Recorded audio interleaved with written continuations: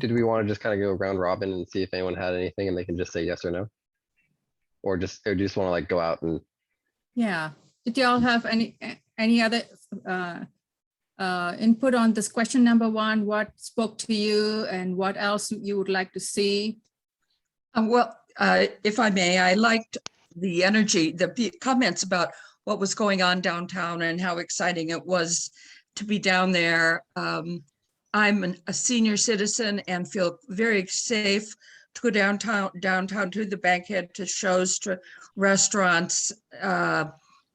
And it's fun. I lived in San Francisco for a long time and experienced that happiness with being there, and I'm finding it in Livermore, and it's really nice. It's a nice community. I am concerned about a little tagging that I am seeing going on downtown more in the last couple of weeks, and that bothers me. Thank you, Nancy. Yes, it's a wonderful downtown. Anybody else have any feedback for us? yeah, I like the comments. I mean, I added it myself, but I like seeing other people add it, was how welcoming Livermore is. Mostly because, you know, a lot of my friendships are from people whose parents moved here from other parts. I mean, you know, Nancy lived in San Francisco, then she moved here, right? Like other parts of the state or the country, and came to Livermore and just made Livermore that much of a better place to be because they brought their experiences and who they are. You know, I've had friendships from, you know, middle school and elementary school still to this day because, you know, people moved here. And so like, you know, more people here that, you know, then be friends with my kids as they grow up would be great as well. So like just how welcoming people thought Livermore was really, really good. Thank you, Essa. Let me see. Who else? I'll just jump in really quickly. I think one of the things that resonated with me was the small town feel. I come from a bigger city. I moved here from San Jose. I work in San Francisco, but I come here because I love living here because I feel safe and it's quiet, with the exception of 4th of July, but it's fairly quiet. And I always say that my home is my sanctuary, and it does feel that way. So that's something that kind of stuck out for me. Thank you, Janelle. Excuse me, I just heard it again. Is the safety is, I think, something I really like, and I've always enjoyed growing up. I remember as a kid just being on my bike out riding around day and night, and it's still that way, and I've liked that my kids could enjoy that also. So I think a lot of people mentioned the safety, but I think it unfortunately is a luxury to be able to just walk around and feel pretty safe just about everywhere. Thank you, Renee. Anybody else? We have 1 more minute.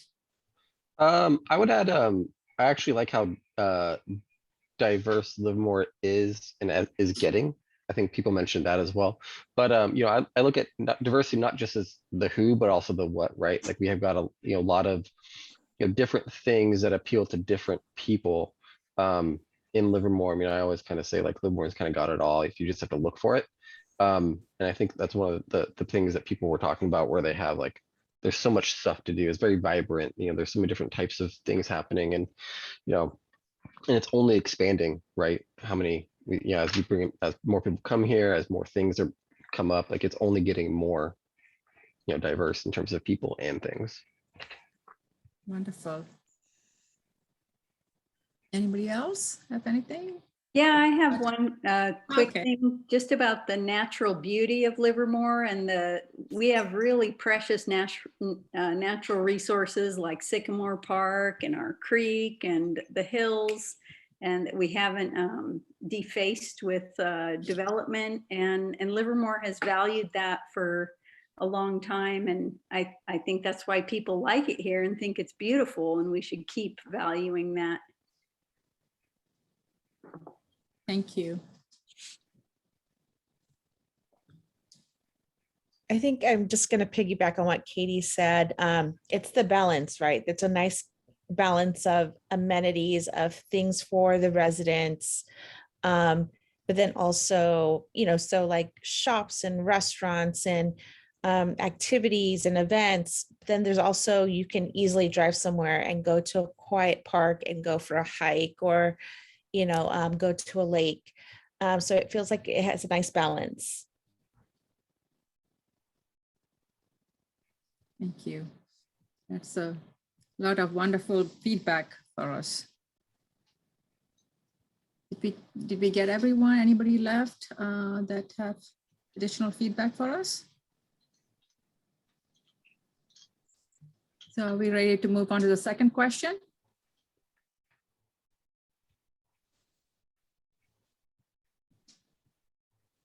So the second question is, what is your vision for Livermore in 2045? I'm gonna say great comments, everyone. Amazing comments so far.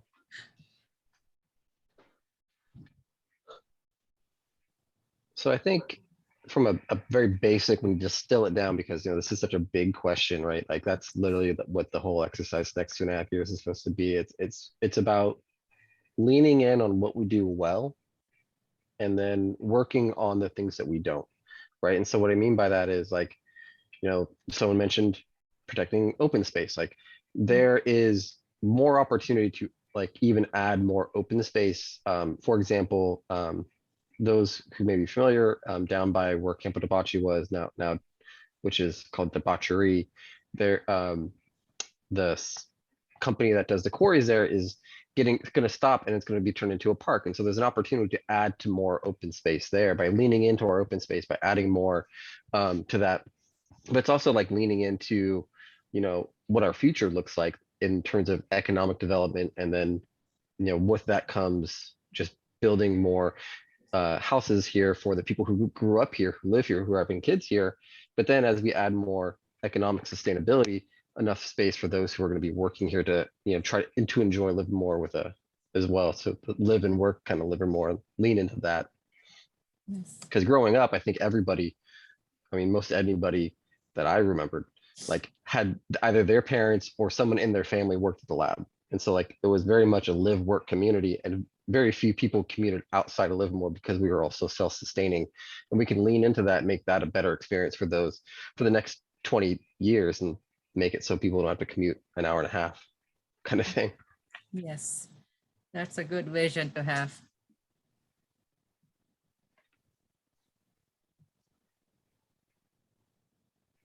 Well, that's just scraping the surface of one aspect of it. Yes, thank you, Esa. Nancy? Yeah, this is a huge question. I understand the importance of becoming economically sustaining, and I want Livermore to grow, but I have a personal conflict with some of the things that are happening downtown. I don't like taking away our small town feel and turning it into a high-rise First Street community that doesn't feel like the Livermore that I moved here for. I understand we have to grow. I understand that. I've lived here for 28 years. I didn't just come from San Francisco, but I've lived in a lot of different places in my life. And I want to keep that community feeling. I am able to go downtown and see people that I know in restaurants and things like that. I am active in the community somewhat, so that lets me do that. But I love that small community feeling, and I hate the high-rise buildings going in downtown. Thank you. Thank you, Nancy.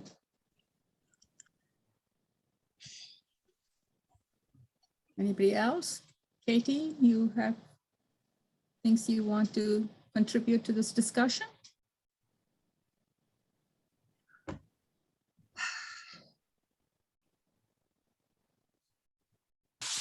Hi, this is Katie again.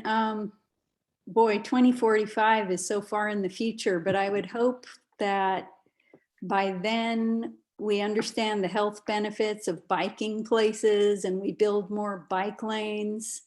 Maybe public transportation gets better to cut down our carbon emissions, and things like that.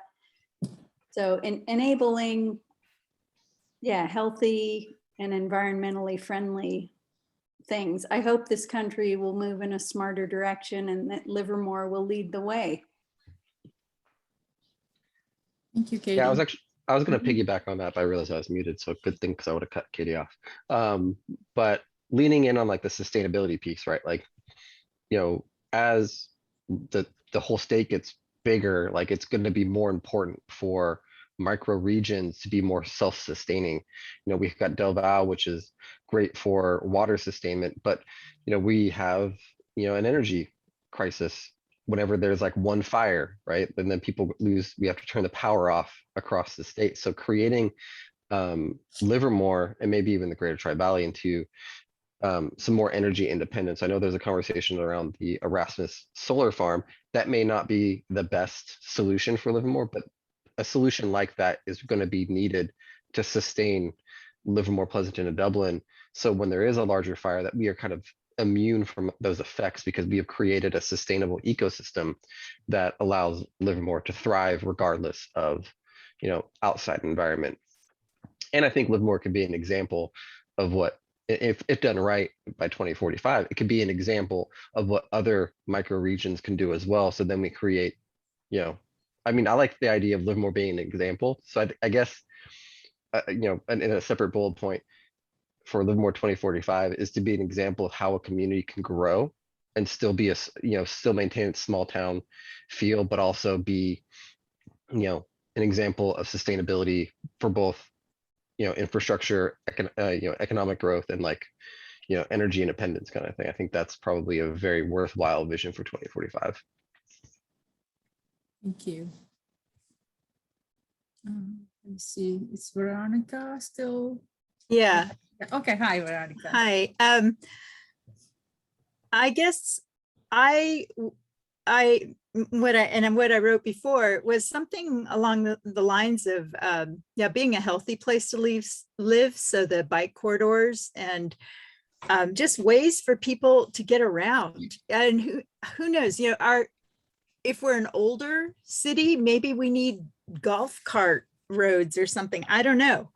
Just something that's safe for people to get around and healthy. I see a lack of a view of an ecosystem and how a city fits in an ecosystem. So I'd like to see native plants, period. The city does not plant trees from South Africa or from China or from anywhere in the world. We've got to support our local insects and bugs and, just we got to fit here where we are, and the things that we do that affect this place, we should keep where we are in mind. So that would, like, plants and permeable asphalt and concrete, and just what our water aquifers are doing and how we affect them, and the whole ecosystem, I guess, is what I would envision. I would think we'd be smart enough, hopefully by then, to figure out how to do these things.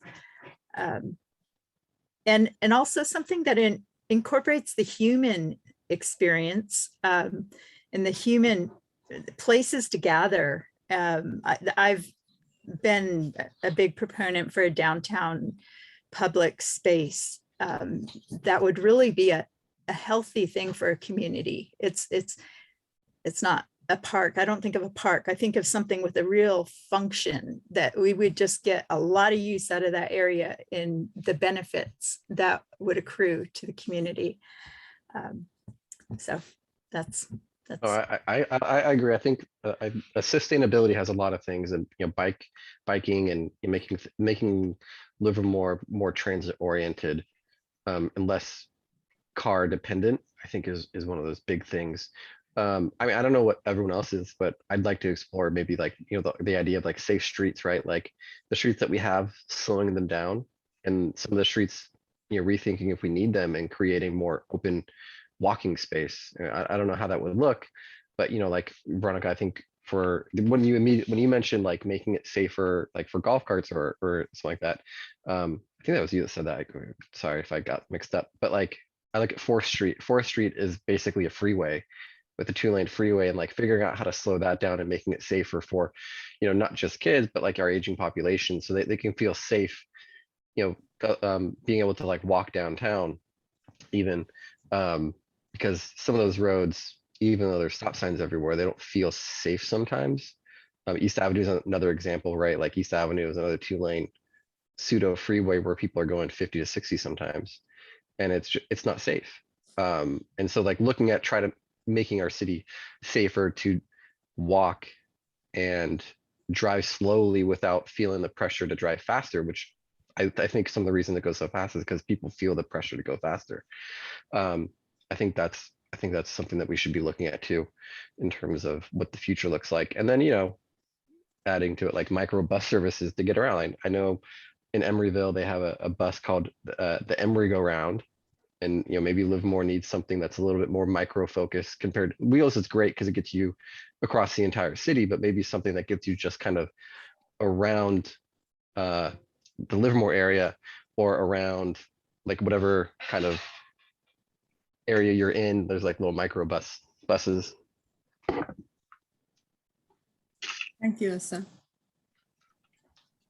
This is Steve Myers. One of the things that's been mentioned is how difficult it would be to actually envision 20, 30 years into the future. And this issue of transportation is so important. And I just want to bring up that I hope that the writers of this plan will take into consideration that transportation technology is likely to change, and that we might be, hailing an electronic Uber or the equivalent. So just keep that in mind as you're thinking about a plan for 2045. Like autonomous vehicles? Yeah, That's what you that's mean? right. Yeah. Thanks. Yeah, I mean, Bishop Ranch has their own, right? Like they have a small 8-10 person autonomous bus that just goes around their parking lots to get people from building to building.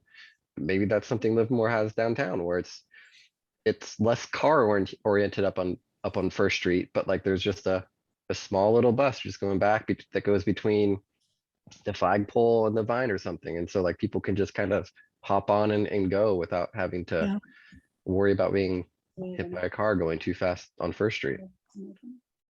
I mean, I mean, that's a great call up. I agree. Thank you.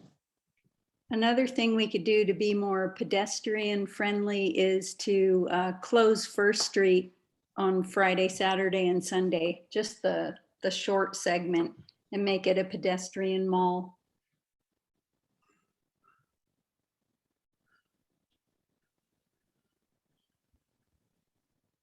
Yeah, Pleasanton maintained that. It's actually kind of nice. It's not too much of a hassle. They've done it so like for people who are driving there, don't have to they've made it so you can still get around without feeling like you're being completely diverted. And I always thought the funnest times downtown is when they close it for the wine festival.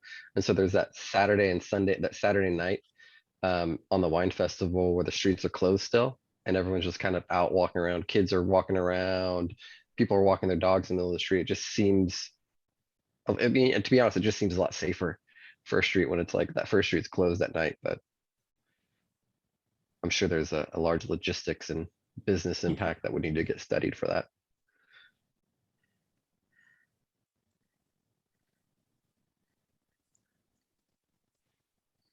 I love the idea of autonomous transportation. I hadn't really thought about that. I didn't know Bishop Ranch was doing that.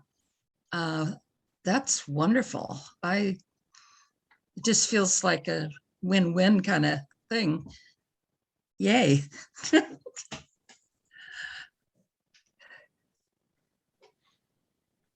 Yeah, I think one of the biggest, I think the biggest vision for Livermore too with 2024 is,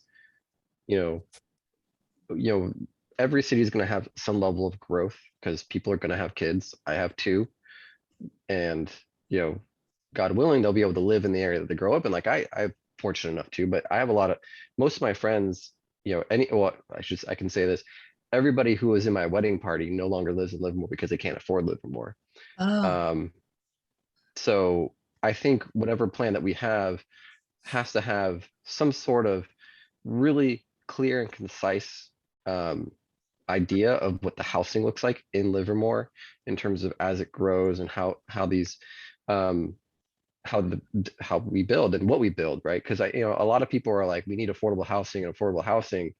But what that ultimately, if you build like, only affordable housing, you need to like also accompany it with like middle income and to some degree even high income housing as well. And so you kind of need a lot of housing diversity. So over the next 45 years, I hope that Livermore kind of creates a really diverse housing roadmap in terms of what we're going to be building, how we're going to be building it, when, kind of thing. I don't know if the general plan has like target dates or if it's just more of the it's more, my understanding is more of a roadmap, and then the dates get put in as the council makes decisions, and it doesn't have the dates around it. But like I think that's kind of going to be important as we go forward as well, because a lot of people do have issues with the kind of housing that is going downtown. But when we have so much or so little space inside our urban growth boundary, that's kind of like the housing that is almost pushed upon us. So then does the Vision 2045 redraw some of the growth boundary lines to allow housing outside of where it would normally go, but ensuring that it protects other open space, because that's kind of the whole point of the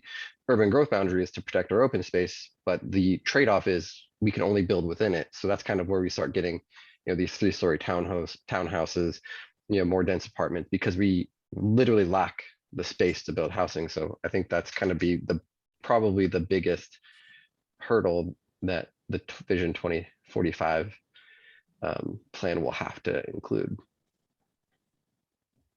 I'd like to say something about the housing. I like the approach that Livermore has that has I forget what it's called, the integrated housing, where they have affordable housing as part of every development that comes in, or at least it's supposed to be. In practice, the developers can pay money and not do that. But I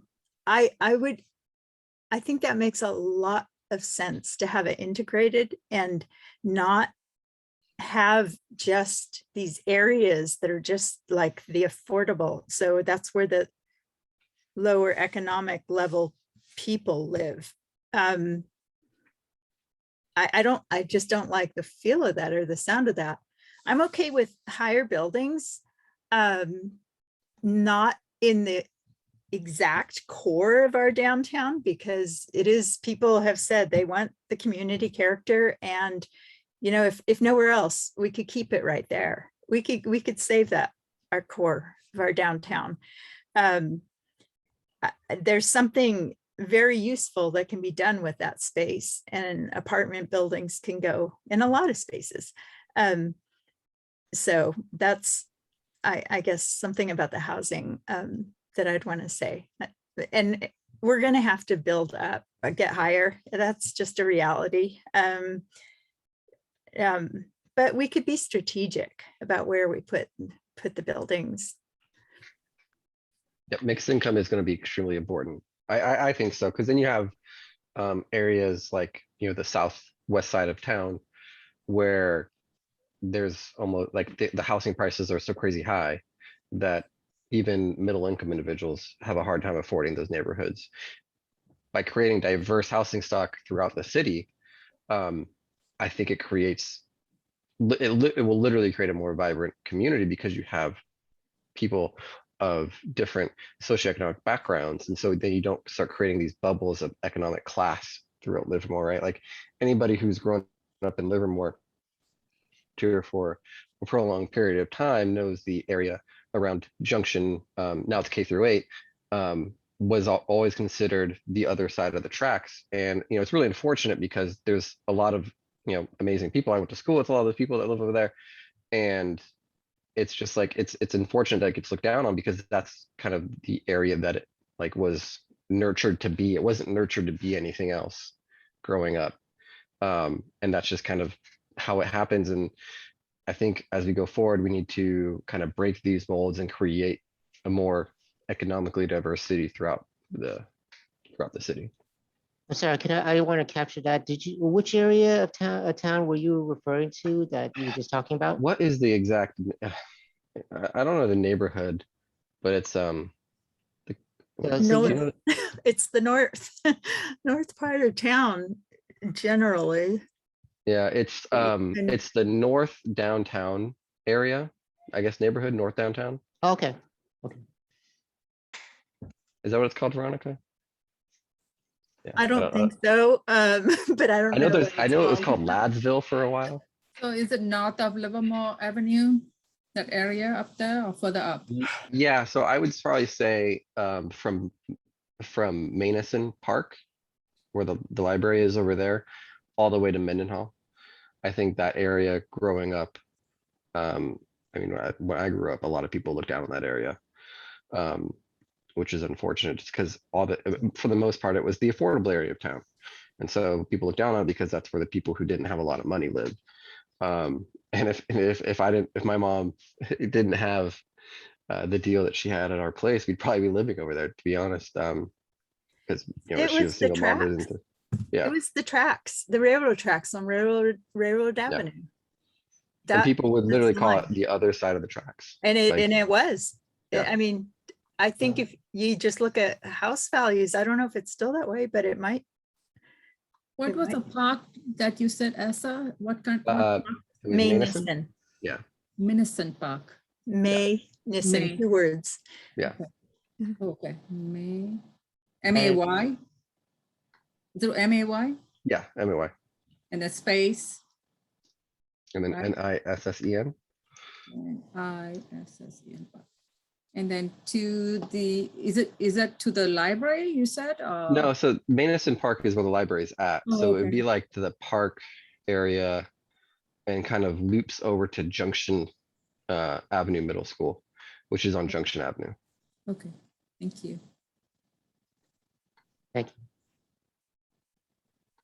Yeah, so I guess you can probably call that North Livermore. Because it's like it's the north, like M, North O, like the north letters. right. Okay, thank you. Okay, thank you. I am going to jump on this really quickly. More taco places. I'm just kidding. No. Or maybe I'm not. I don't know. I'm obsessed with tacos.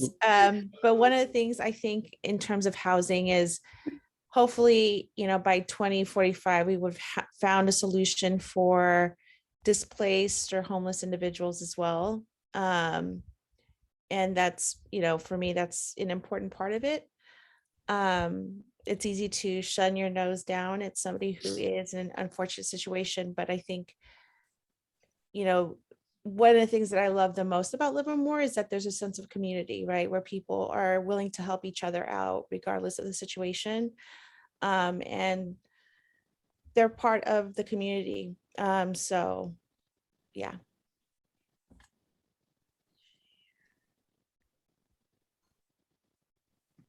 I agree.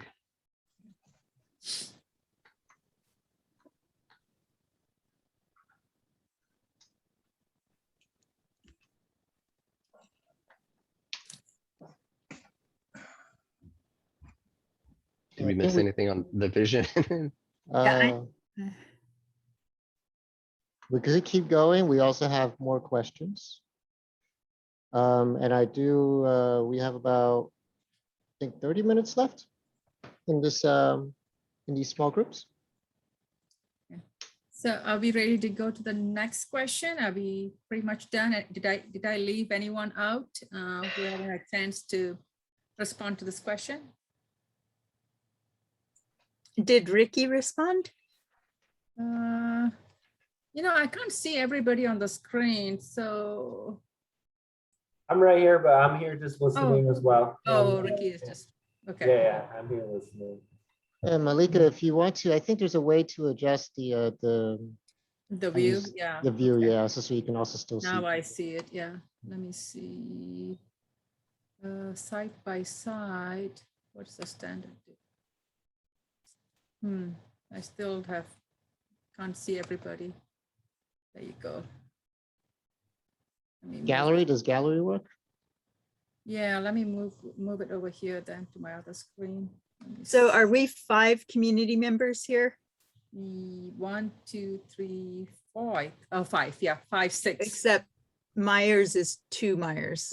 Mhm. Yeah, okay. Okay. All right. One great. other thing, really quickly for vision, and I cannot speak to this because I do not have children. So maybe, oh, he just left. Asa or whoever has children, in terms of education in Livermore, the educational system, the schools, are people overall pleased with it? Is it something that we feel could be improved for 2045? And this is just a broad question because I do not have children, but I have nephews. They live in other cities, so I can't speak to their experiences, or it wouldn't be relevant to Livermore. Well, I think for the general plan, and keep me honest if I misspeak, it doesn't really impact the schools because it's a separate district altogether and they have their own separate governing body. So the city would not be able to actually do anything with the schools. Now, the one thing that I can say that I would like to see is a more equitable distribution of programs. An example is there's an interbaccalaureate program, which I think I'm pronouncing that right. Sorry, an international baccalaureate, not inter. But it's either way, it's a more worldview focused program, but it's offered at Joe Mitchell, but it's not offered at any other school. They continue the program at Granada, but they don't have it at Livermore, right? So if you want to be a part of that, you have to petition to get into that school. And if you want your elementary school aged child to go there, you have to petition to get into it, unless it's your home district, right? Because then you get if it's right across the street, you get instant access. But if you live in Springtown, you have to apply to go there versus your other school. So that's one thing I'd like to see those programs expanded. But again, that's nothing the city can do. So I don't even know if you should write it down. But that's kind of it's not, each school doesn't have the same programs. And because we are an open school district, technically you can apply and have your kid go to any school you want. But unless it's your home district school, in your neighborhood, you're not guaranteed access. You're not guaranteed because literally everybody could sign up for that. And then they can't take every elementary school age kid. So that's kind of what I would like to see. But again, that's not really something that's on the general plan. Thank I guess you. just to respond to that, that's probably correct what you said. And I think what the general plan could touch upon is sort of the use of space. And sometimes general plan can look at promoting shared use of facilities and so forth. So it could talk about that level of involvement of schools. But you're correct that because it's in its own district, they also have their own governing documents, so to speak. Thank you. How are we doing on time? We have 24 minutes? Should we jump to the next question? Is that right? 24? We got 20 minutes. Okay, let's move.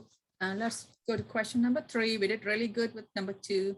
So number 3 is, what principles do you think are important for the city to consider as they update the general plan and make decisions on Livermore's future? What principles?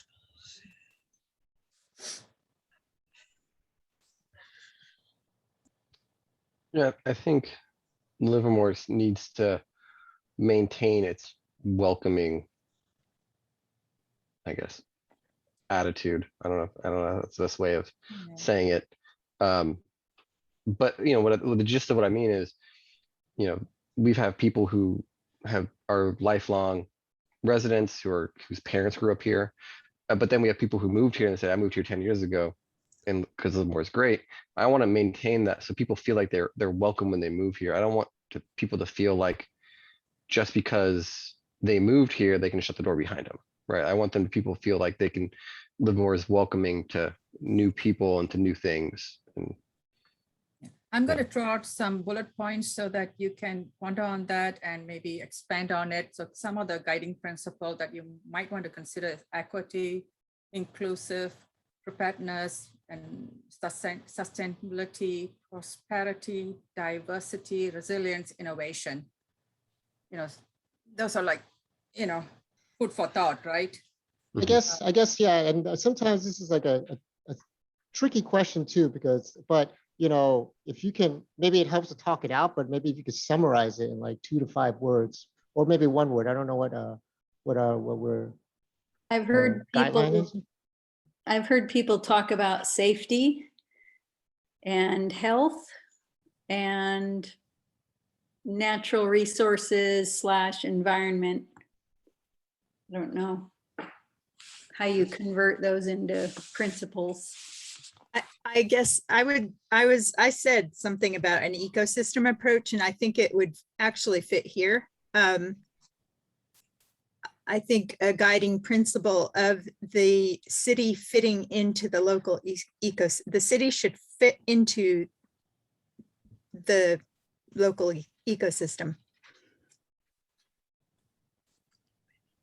I think that's also a very helpful way of framing it, because using the word should. So like maybe you think of a way to use that as a way of like expressing it.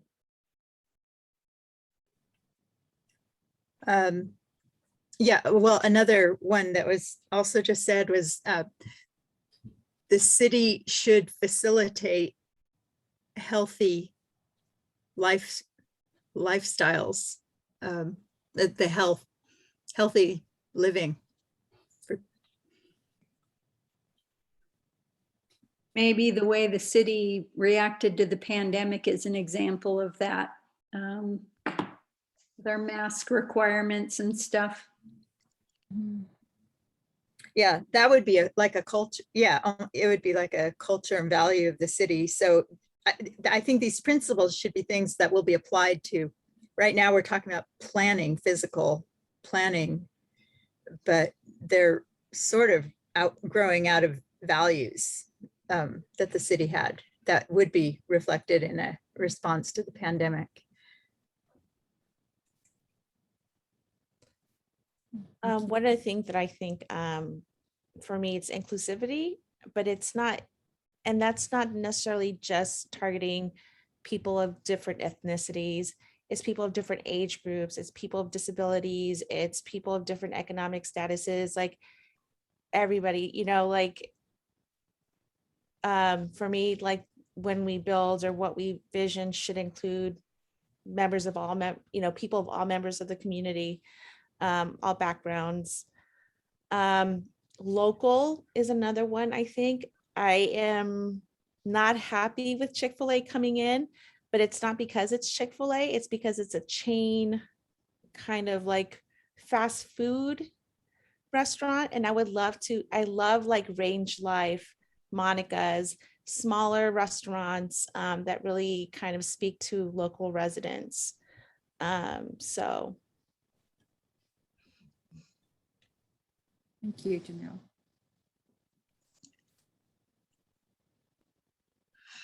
An example of what Janelle was talking about, or sorry, Nancy, were you gonna? No, Oh, okay.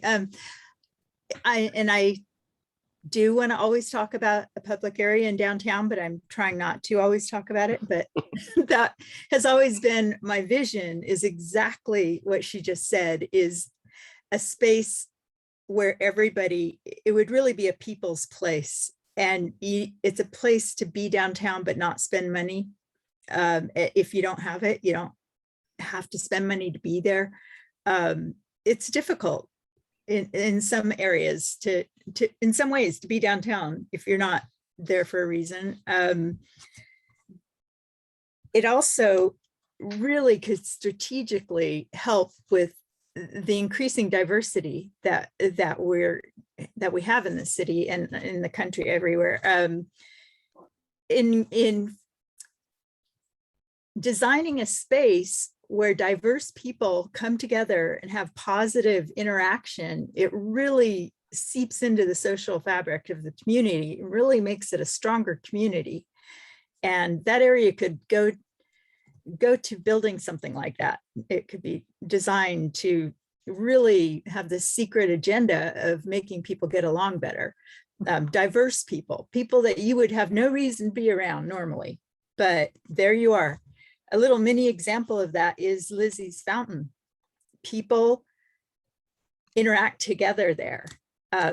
Diverse people interact, and it's a great thing. So something like that on a larger scale with diverse pockets in it, perhaps, if it's large enough space. But yeah, I think what Janelle said is really important, and the physical environment can be manipulated and designed to make those things happen. Veronica, this is Steve. I like what you're saying, and to me it says diverse and together. To me, that is a really nice guiding principle.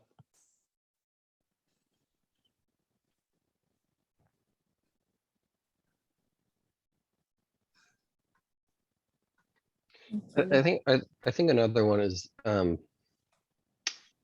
being sustainable, right? Just sustainability. Things that we build, we ultimately need to be thinking what things we need to do to go along with it. Not even build, right? Like as we change, like what needs to happen to also make it sustainable, right? Like, you know, we can't just keep relying on, and we talked about, you know, previous question, can't keep relying on car transportation everywhere. We need to start thinking about local public transportation to create more sustainable city as we build in certain areas, and allowing, you know, public transportation to take people places like downtown to meet with people. But as we build houses, like what kind of sustainable efforts do we need to do with it? Like, do we need to start exploring like a city water capture program? Do we need to start, you know, having a mandate that says solar has to be put above every roof that is built going forward? Do we need to have a policy in place that pays existing buildings like to build solar, right? Because, you know, ultimately solar for most people is an economic decision, but in order to be sustainable, we need to start getting it out there to people. Or like, you know, I think water is going to be a big one, right? Because we're in another drought in California, and you know, we need to start thinking like, what kind of sustainability efforts can we do to preserve water? Like, do we pay people to rip out their lawns? Like we had that program for a while, but now do we just make it a carte blanche, like $5,000, rip out your lawn kind of thing, and make that a policy, right? I don't know if that's a, you know, I know we make policy suggestions in the general plan, but like, does that where we go forward where all new construction for housing has no lawn? Like, is that something that we put in there? Like, that's the kind of thing that I mean when we talk about sustainability, is we're going to create something that is more environmentally sustainable, more future proofing it, so we don't have to rely on outside factors, so we can create, you know, a sustainable and I guess self-sufficient Livermore.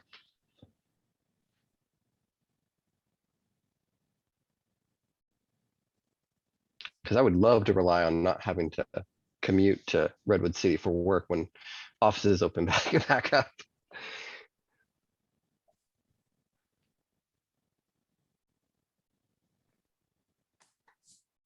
Nancy, did you have? Yeah, I just realized I was muted. We haven't, once again, I'm going back to the senior citizens. And I don't know if it's a part of the general plan, but I don't want to forget about that group of people. Right now, the seniors in Livermore donate a lot of money to the community. They're not the only ones, but if you go to the Bankhead Theater, for example, in many cases, that's who's there. That's who's spending $45 or $150 or $500 to go to galas. And I don't want to forget about the seniors in terms of transportation, in terms of easeability getting around town, safety. I'm getting back to that once again. I think we've done really well in our community. As I mentioned before, I feel safe downtown. I don't feel safe walking in San Francisco anymore. And I want that someplace in the general plan. I don't know what to call it, or what more to say about it, but I don't want that forgotten, because many of you will be, or one or two of you perhaps will be approaching that senior citizen age in 2045. So I think you would appreciate it. Thank you, Nancy. Yeah, the general plan can age-friendly policies and developments, and try to encourage that.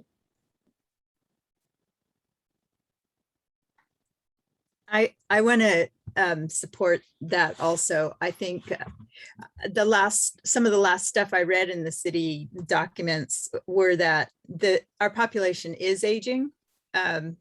I mean, that's been forever. We've been hearing that, but the numbers in our town actually support that. And I even suggested once that instead of putting the affordable family housing downtown, that we put the senior housing downtown, instead of sticking them off in a field, have them be where they can walk to things and be around movement. Some social media discussion, I had that, it was shot down, I think, but I definitely support that thinking. I think seniors could be right in the middle of stuff, and keep the life flowing around as they get less mobile, is what I like. I like that vision. I think that plays on really well with like diverse housing though, right? Because it's not, diverse housing isn't just income level. It's not just the how much, it's the who. And it's the young, it's people with kids. Like, I don't know how many of you, but I grew up next to some very elderly individuals who were still on their own. And it's almost like it's a second, third, fourth, fifth grandma. And because you have like someone who is really old and sweet, who's always kind of looking out for you. And that's kind of what the neighborhood's all about. It's, promoting those kind of, interactions. It's not saying, hey, you have kids, you live here. Oh, you're older, you live here. It's everybody living together. And, it's significantly more fun growing up when you have a lot of stuff going on. So, and then there's also been, Veronica, there's been studies that 5 to 10 years is how much longer people who are older live when they have things around them too. So that's a little extra, ammo in that tool belt for you. Because it is, it's kind of like the whole idea of the rock roll. Once the rock stops, it's hard to get it going again. So like, the body in motion, keep them going, keep individuals active. Like studies have shown that they do live longer because they're more active, and so they do more stuff. Yeah, when we first moved to town in the 60s, we lived in Greenville North, and we had to drive through Springtown to get to Greenville North. And that was a senior neighborhood. I always felt weird just even driving through it. And they all had rock yards. Their front yards were all rocks. But it's not that way anymore. But yeah, I think even if there was senior housing, to not put it off in a field somewhere, for exactly what you just said. Yeah. This is one of the things I've been thinking about too. And I don't know, this is kind of maybe off topic a little bit, but like in 45 years or 25 years in 2045, is downtown going to be the only commercial zone in town? Right? Like it may make more, because as the city gets bigger, we're almost 100,000 people. We didn't grow as much as we probably thought we were in the last census, but as we get bigger, it's probably from a traffic point of view, from like, how many businesses can we fit downtown, right? Let's say we add 25,000 people. Can we add enough businesses downtown to accommodate an extra 25,000 people eating on a Friday night? Or do we have to like start spreading it out? Like that's kind of stuff that I think over the next 2.5 years, it's going to be a big part of the conversation. Like, you mentioned Springtown, like, does the Springtown shopping center get converted into like more of a downtown type facility? Yeah, great feedback. Do y'all mind jumping to the next question? So we Yep, can... sorry. Like I said, that's might be a little off topic. Yeah, we have, I think, less than 10 minutes. So the Well- next question where we can summarize is. Malika, Yes. real quick, in those 5 minutes that we have Mhm. to try and squeeze in a quick recap. Yes. So our spokesperson can share the main group. So you Right. could either touch on some items here for question number 4, or kind of go through some of the notes that we've already talked about, so we can let Asa kind of formulate some thoughts so he can report back to the main group on kind of come to a consensus on what everyone thinks was important of the conversation. Yes. I almost feel like we almost answered this question already because Yeah, I feel you were like all that too. mentioning the issues that you want to address. Yeah. Yep. So So This one is like a Asa, bullet if point. you want to Ho- summarize. housing, homelessness, preserving Safety. green, yeah, safety, housing, homelessness, safety, preserving open space, sustainability, I think, or sustainable growth. I think you probably just lump them both together into one. Creating places for diverse community to come together, creating, however you say that one word. Yeah, I mean, I call it creating space to exist. I mean, like, for the community to exist, right? Like, it's not like, you don't need there's no plan, it's just a place to be. Right? Or Kind what of if you're we getting just at? what if we just say creating community? Because at the end of the day, that's what we're trying to do, right? Is trying to get people from a wide range of backgrounds to come together to feel like they're all welcome, they're all part of the community, they're all invested, they all feel valued. And this is where everybody belongs. Sense of belonging. Would you mind if I said maintaining and creating, maintaining our community and creating an even stronger one? Absolutely. Yeah. I think everything can be improved, should be improved. Absolutely. Might need these notes sent to me. I don't know if I'll be able to memorize all this. Another theme that was brought up was diverse and together. Yeah, diversity and inclusivity. Asa, don't worry, they will be showing the notes on the main shared screen in the main room. Looks So you'll be like able to see that. you guys are wrapping up. Is that right, group 1? Yes, we are wrapping up. Perfect. Thank you so much. I will see you in the main room in just a minute or two. I think thanks, Joanna. one thing that maybe we didn't draw out enough, but I think it was a little bit part of a lot of them, is honoring. We haven't said anything about heritage, and so far Livermore has it kind of hits it here and there. A more holistic, like inclusive heritage that we have. Yeah. Thank you, Veronica. Yeah, that's like honoring our heritage, but at the same time, being inclusive, right? Like, because, Livermore's heritage really isn't that diverse of a place. But it's recognizing that it's there, but then also being accepting of more diverse.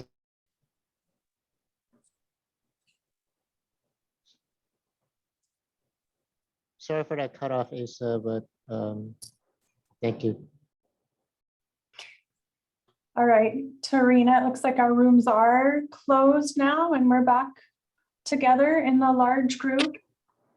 All right, thank you so much, everybody. I know for some of you that might have been an abrupt end to the conversation, so I apologize. That's one of the downsides of the virtual meeting format. But thank you all so much for your discussions. Right now, we're gonna hear each one of your groups report back on what you talked about. So we're just gonna go down the list. We have 5 groups. So if you could each report back in about 2 minutes. Obviously, that's not enough time to reiterate everything that you said, but hit the high points for us, especially if there was anything that your group really strongly agreed on, or anything that was a difference of opinion where you want to tell us both sides of the story. So we're going to start with group 1, and we'll just go in order. So the group one spokesperson can unmute themselves, and then you can go ahead and give us your report back. So group one, who should we be Thanks, hearing me, from? Asa. Okay, fantastic. Take it away, Asa. Thank you. Yeah, so under 2 minutes, I don't know if we have time to go through every single question that we did because it was quite a lot of discussion that we had. And it was a lot of fun having this talk, but it really, we can break it down. It's really, our group was really focused around maintaining our community character, but then also growing our community character. And that's, what we have today, maintaining the small town feel. We're almost 90,000 people, but we still feel like a small town. Maintaining that, but then as we become, everyone talked about becoming or maintaining or having one of our priorities be being a diverse and inclusive city and being welcoming. And as we bring in more individuals, maintaining our small town feel as we continue to grow. We also talked about making sure that we are still welcoming. So as our city grows, not feeling like we're shutting the door behind them. Leaning, one of the things that we talked about right there at the top was leaning into what we do well and working on the things that we don't. And so things that we do well is our community. We have 90,000 people, but it still feels like everybody knows each other, or they went to high school with each other to some degree, or their parents worked with each other. Working on the, being together, but then also, so I'm going to read through these a little bit. Working on being a sustainable city was also when we talked about, was a theme throughout.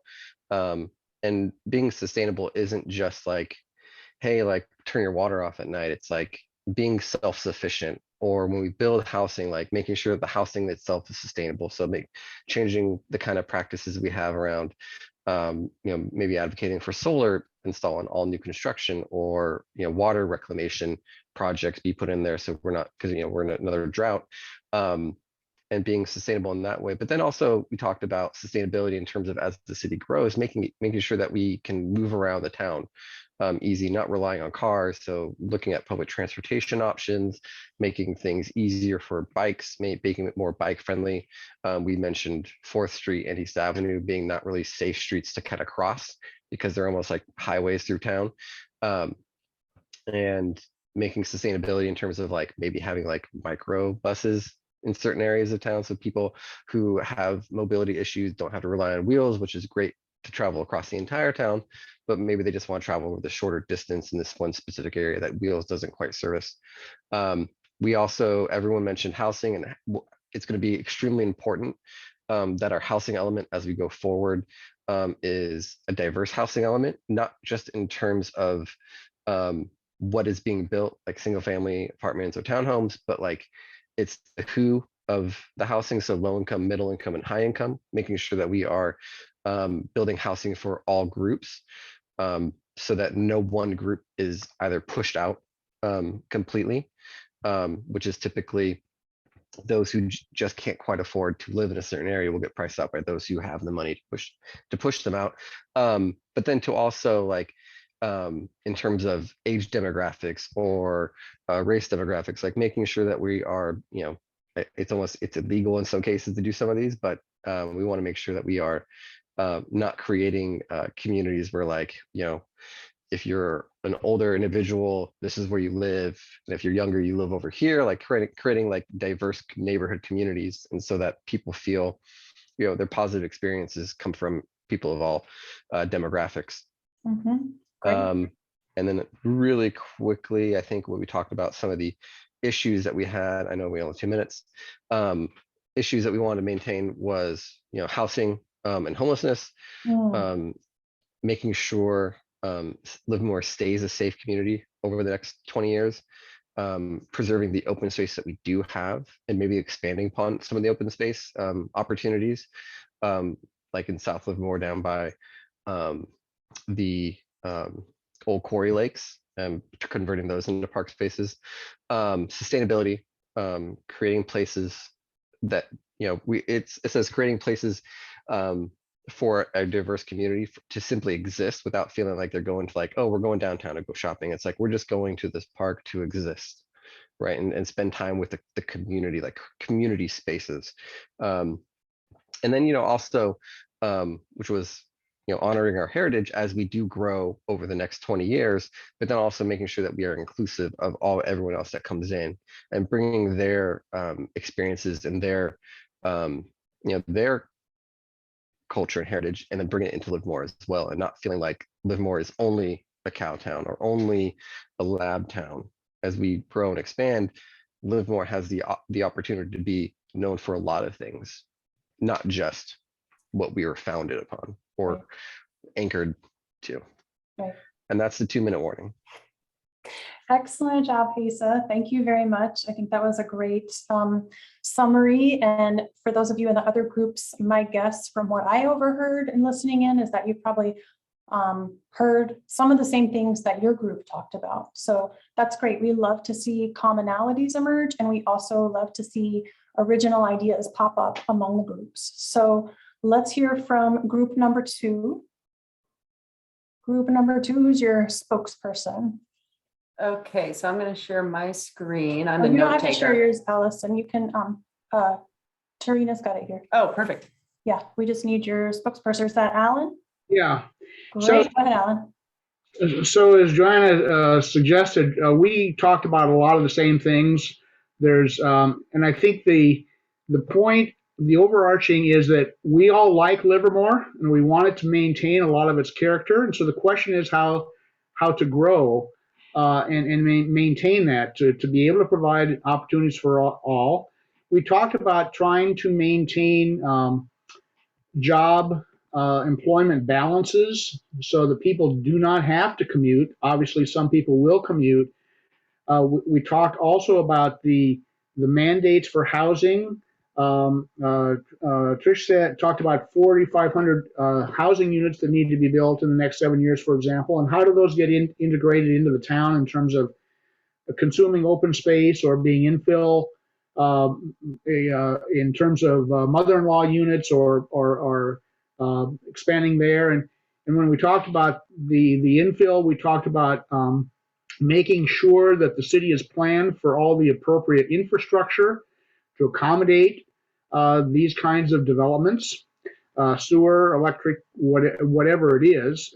And water, we talked a little bit about concern about the availability of water. And another thing we talked about was the connection to open space. We all like the urban boundary, being surrounded by urban, by rural areas. And so what can we do to make sure that the parks around us remain viable? There was a discussion of whether or not Livermore should contribute to the purchase of the N3 Ranch, which is a proposed major park watershed up above Del Val, 50,000 acres. And let me see. I'm trying to remember. Yeah, we talked also about sustainability, and sustainability has many different aspects. One is environmental, another is financial. The city needs to be financially solvent in order to to maintain the services and the environment that we all like.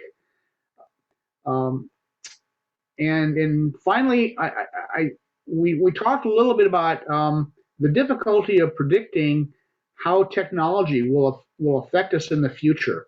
If you go back 20 years, how many people predicted how pervasive Amazon would be?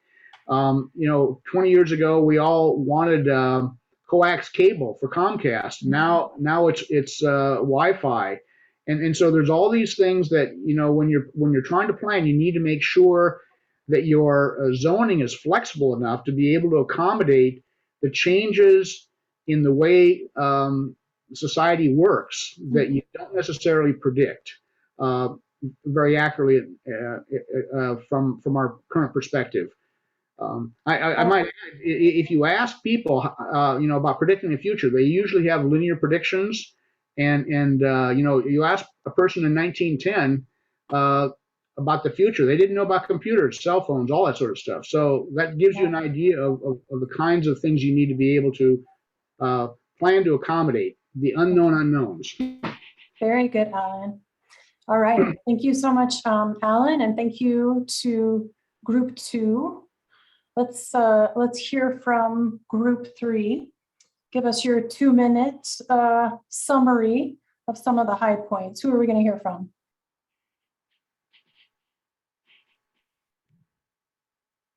Hey, Joanna, it's Andy. That would be Deborah from group 3. All right, Deborah, you need any help getting unmuted? Where are you, Deborah? Here she is. Sorry about that. I was unmuted. I don't know. I went over to get the list in another program, and I wonder if that caused me to be bounced out. That's So, all right. Take it away. So our group, of course, is talking about maintaining the open space. And the emphasis is on maintaining the community character. The open space, people want open space within the city, within the downtown corridor area, and also around the periphery of Livermore. They want to preserve the ranching life and those nice country elements, and they don't want to lose those. They want it to be an inclusive area that is inviting to all people of different socioeconomic backgrounds. There's some mention about solar farms infringing on open space and a concern about that. There's an interest in preserving water capture, wasted water capture, and trying to have a better system for that to improve and look at water values as we move forward in Livermore. Improving communication and having communication reaching citizens in a timely manner so that policy changes are transparent and they receive those in a timely manner. There's a lot of discussion about transportation and integrating reduced car usage and bringing in other options for transportation throughout town, which includes a city program for bikes, some alternatives for city contracted cab use was one of the discussions that was brought up and had a lot of discussion. People did discuss parking to a degree, and as Mayor Marchand brought up, 85% of the citizens of Livermore in the last outreach plan made parking one of their #1 priorities, and having enough parking. There was made mention of, again, inclusionary and integrated housing projects, meaning housing throughout the city so that large buildings aren't built and they are segregated socioeconomically into low income, and that we have an integrated process of diversity throughout the city, both socioeconomically and culturally. There was mention about increased usages of ADUs and ADVs, and some mention of the new SB 9 and 10 legislation and how that could be used in a positive way, provided that infrastructure is applied, as mentioned in meeting #2, to make sure that the proper amount of support is there for that kind of infill. And other key issues, again, planning ahead, conserving space and land and water resources is a high priority. Building strengths, building priorities around Livermore's strengths. And some of those strengths included partially their diversity already, their established diversity, their history, their open space, their protection of environment, preserving long-standing ranching environment, the wineries, and using some new technology coming out to help us do those things, achieve those things. Also preserving downtown businesses and making sure that businesses are vital and small businesses have opportunities in Livermore. Growing within our resource capabilities so that it's sustainable. And having an eye moving ahead towards growth. When Valley Link comes in, the population could increase to 105,000, and we need to be prepared for that and have housing available for that many people. And that pretty much sums it up. Fantastic, Deborah. You really Thanks, Deborah. covered a lot. I appreciate that, and I appreciate all of you in group 3. Thank you. It sounds like a really productive discussion. Again, I think we can see some common themes emerging, but also some new ideas. All right, group 4. Who are we going to hear from? I got to speak up last, so I got chosen. All right, please go ahead. Yeah. The thing that we were all able to agree on is that we wanted to be alive in 2045 so we could see all these changes. Although we had one dissenting member on that.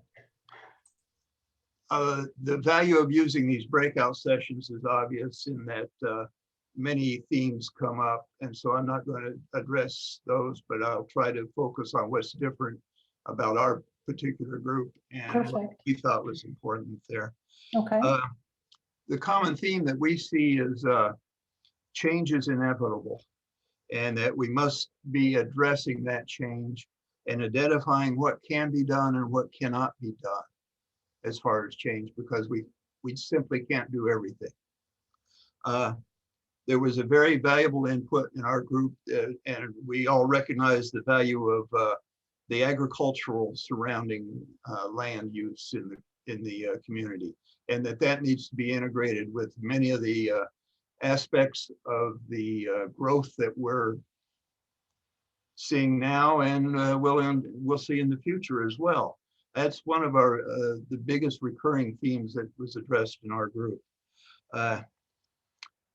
Another important idea was the idea of building consensus on all these different divisive issues between the different groups and different viewpoints as well, individuals and groups that applies to. And we think that the city council should be assigned the responsibility of building consensus rather than leaving it to individuals. It's frankly, that's one of their duties, we feel. The people already mentioned some of the groups about diversity and divisiveness, but we chose to look at that from the housing viewpoint. And we think that the differing ethnicities in Livermore do not have a common access to housing, and we need to address that in some fashion. So that's pretty much our conclusions. All right, excellent. Thank you so much for that. So our last, but absolutely equally important group is group 5. That would be me presenting from group 5. That's Tracy. Super. Take it away, Tracy. Here's what I'm going to say, and that is many of the issues that have already been articulated obviously also came up for our group as well. What I think was really amazing, I'll summarize at a high level and dig into stuff that we also covered, and then some of the uniqueness of our discussion, which is we kind of had this consensus that there is a broad recognition of the breadth and width of our community. And that was even represented in our group itself. So when it came to defining the things that we liked, what we realized very quickly was that there was a need to make sure that we were even all talking from the same page when it came to saying things like, are we safe? My safe is different than your safe. So can we be curious about these differences and make sure they get articulated as part of the values of the plan? My small town is different than your small town. And all of the things that drive the discussions on inclusion and equity and access are facets of how those lenses get represented into these terms. So the more curious we are about representing them, the better we're going to be about creating that sort of resonance of now into the future. And I think that's really where we see the opportunity. We see the opportunity for commerce, transit, sustainability, of course, fiscal responsibility, and this very broad term of character of the city: arts, arts and culture, inclusion, and open space. So when we got to the vision for Livermore in 2045, we have this list that is huge because all of us represented a very wide gamut of experiences. Everything from I'll be dead by then to I don't know if I'm going to be able to walk by then to what's the environment going to look like. So, we realized that the framework in which the decisions are made are equally as important as the decisions themselves. We want a clean city, a transit friendly city, a walkable city, an open city, a welcoming city. And therefore, the basis of that is our discourse and our valuing of the science and the measure of these things underneath of them. And so also that also meant too that like some of these terms like open space, downtown, how big, where should it be put if it can't be put downtown? And some of the terms like, you know, when we think about transit and cars, you know, it really did come up that we can do a better job helping people get around town to create that small town that we want to feel as well.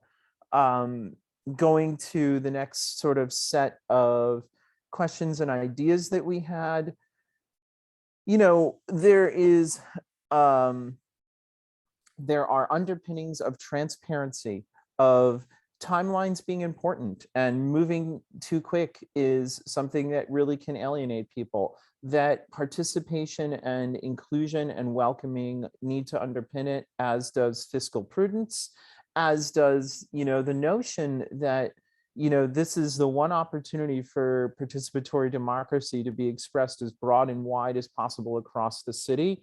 So we need to make sure to account for that as we're going through this process.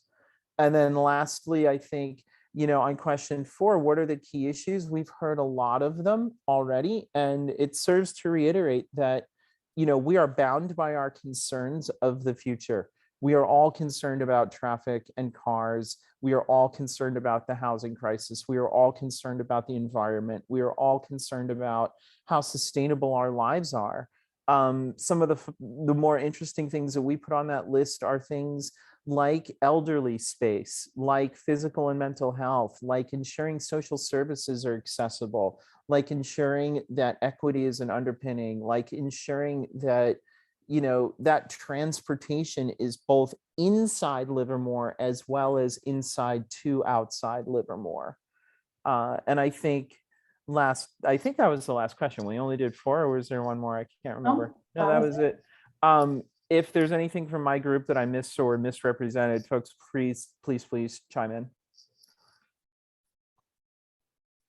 Thank you, Tracy, and thank you, Group 5. That was great. Tracy kind of stole my thunder a little bit because I was going to point out some of the commonalities, but they took care of that for me. So thanks again, Tracy. And, you know, I will comment that I think one thing that's very cool that I really appreciate about Livermore, and that is unique from many of the other communities that I work with, is that there's such a strong sense in Livermore of both a connection to and appreciation of a past for many people, but also an openness, whether that's to newcomers or new ideas or to innovation or to changing and adapting. So I look forward to working with all of you on a general plan that kind of balances both of those really core pieces of what I see as, you know, Livermore's unique identity. And I know that we're a little bit over time. It's 8:45 now, and we were shooting to end by 8:30. So thank you to those of you who are hanging in there with us. There's 2 more important pieces that we want to talk about. They're both pretty quick. One is just to let you know about the next steps in this process. I've mentioned both of these already, but as a reminder, we have online activities on the website. Every slide in this PowerPoint has the web address, imaginelivermore2045.org. You can go there and spend more time with the same exercise that we did tonight, or you can send your friends there to give their input. We'd love to hear from you or them. That's going to be live through October 3rd. We're going to be at the Civic Center Library on Saturday in person for some face-to-face outreach. It's kind of similar to what you see in this picture here from when we were at the farmers market a couple of weeks ago, with posters and post-it notes and an opportunity for you to add your words. That is Saturday from 12 to 3. And again, it's part of the Latinx and Hispanic Heritage Month celebration at the Civic Center Library. So look for us there. We'll be the ones with the bubble machine. And then in October, we're going to start up with the GPAC, the General Plan Advisory Committee. first we have a meeting with them just to make sure that they're all set up and understand their role. And then we're going to have another meeting later in October to review a draft vision statement that reflects the input we heard here tonight and that we collected from all of our other sources. So the dates for those aren't set yet. That committee is actually still in the process of being formed. So we still have some details to nail down about that, but keep an eye on the website, imaginelivermore2045.org, for all of that information. And then very finally, you've already shared so much with us tonight, and we're again very, very grateful. But I also want to ask if you're willing to spend just a couple more minutes giving us your feedback on tonight's workshop. How did it go for you? What can we do better next time? We do want this process to be transparent and inclusive, and we want it to work well to capture a broad diversity of voices. So we are very interested in hearing from you on how we can do that and do that better. So the link is in the chat to that survey, or again, you can take a picture with your phone. You don't have to fill that out right this second, but we again would really love to hear your feedback on this workshop tonight and your ideas for going forward. That's our last slide. I will just take the opportunity to say again, thank you so much. Your participation means an enormous amount to us. We can't do this plan without you. So I hope that each one of you who's here tonight will remain involved, and I hope you'll all tell 10 of your friends and neighbors that this is happening and that we want to hear from them. Andy or anyone else, any other closing words? I'd just like to thank everybody, but especially group 3. We got sucked out of our breakout room so fast. We had a great discussion. I really appreciate it. All right, excellent. Thanks so much, everybody. Please enjoy the rest of your evening. Thank you. Bye-bye. Thank you.